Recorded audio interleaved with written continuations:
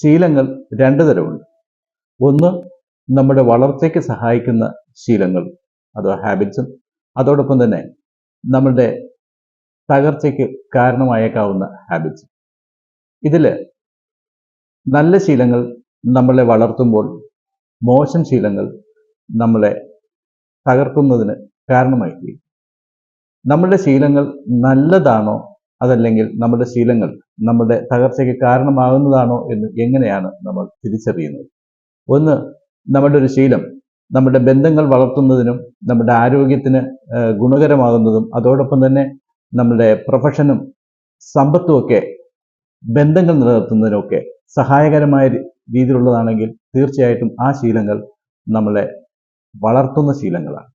എന്നാൽ ഒരു ശീലം നമ്മുടെ സാമ്പത്തികമായിട്ട് തകർക്കുന്നതിനും അതോടൊപ്പം തന്നെ ബന്ധങ്ങൾ ശിഥിലമാക്കുന്നതിനും ആരോഗ്യം ക്ഷയിക്കുന്നതിനും സൗഹൃദങ്ങൾ ഇല്ലാതാക്കുന്നതിനും കാരണമാകുന്നുണ്ടെങ്കിൽ ആ ശീലം അത് ദുശീലമാണ്, അത് നമ്മളെ തകർക്കുന്ന ശീലങ്ങളാണ്. നമ്മൾക്ക് എങ്ങനെയാണ് നല്ല ശീലങ്ങൾ ഉണ്ടാക്കാൻ സാധിക്കുന്നത്? ഒരുപക്ഷെ ഈ പുതുവർഷത്തിൽ നമ്മൾ പുതിയ പ്രമേയങ്ങളും ഒരുപാട് തീരുമാനങ്ങളൊക്കെ നമ്മൾ എടുക്കാറുണ്ട്.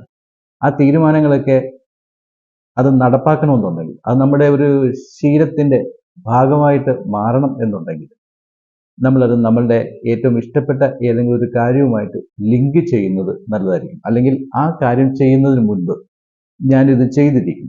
ഉദാഹരണത്തിന് വ്യായാമം ചെയ്യുന്നത് സാധാരണ രീതിയിൽ പുതുവർഷത്തിൽ എല്ലാവരും അങ്ങനത്തെ ഒരു തീരുമാനം എടുക്കാറുണ്ട്.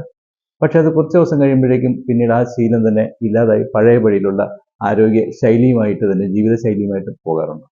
അപ്പോൾ ഇതിൽ രാവിലെ ഉണർന്നു കഴിഞ്ഞാൽ ഉടനെ മൊബൈൽ ഫോണുമായിട്ട് നീങ്ങുന്ന ആൾക്കാരെ സംബന്ധിച്ചിടത്തോളം ഞാൻ മൊബൈൽ ഫോൺ ഉപയോഗിക്കുന്നതിന് മുൻപ് തന്നെ വ്യായാമം ചെയ്തിരിക്കും എന്നൊരു തീരുമാനം നമ്മൾ എടുക്കുകയും ഈ വ്യായാമം ചെയ്യുന്നത് കൊണ്ട് നമ്മളുടെ ജീവിതത്തിൽ ഉണ്ടാകുന്ന മാറ്റങ്ങൾ എന്തൊക്കെയാണെന്ന് ഒന്ന് വിഷ്വലൈസ് ചെയ്ത് നമ്മൾക്ക് ആരോഗ്യം കിട്ടുന്നതും ഉന്മേഷം കിട്ടുന്നതും കൂടുതൽ പ്രവർത്തിക്കാൻ സാധിക്കുന്നതും ഒക്കെ നമ്മളൊന്ന് വിഷ്വലൈസ് ചെയ്യുകയാണെങ്കിൽ തീർച്ചയായിട്ടും നമ്മുടെ ആ ശീലങ്ങൾ നമുക്ക് നിലനിർത്താനായിട്ട് സാധിക്കും.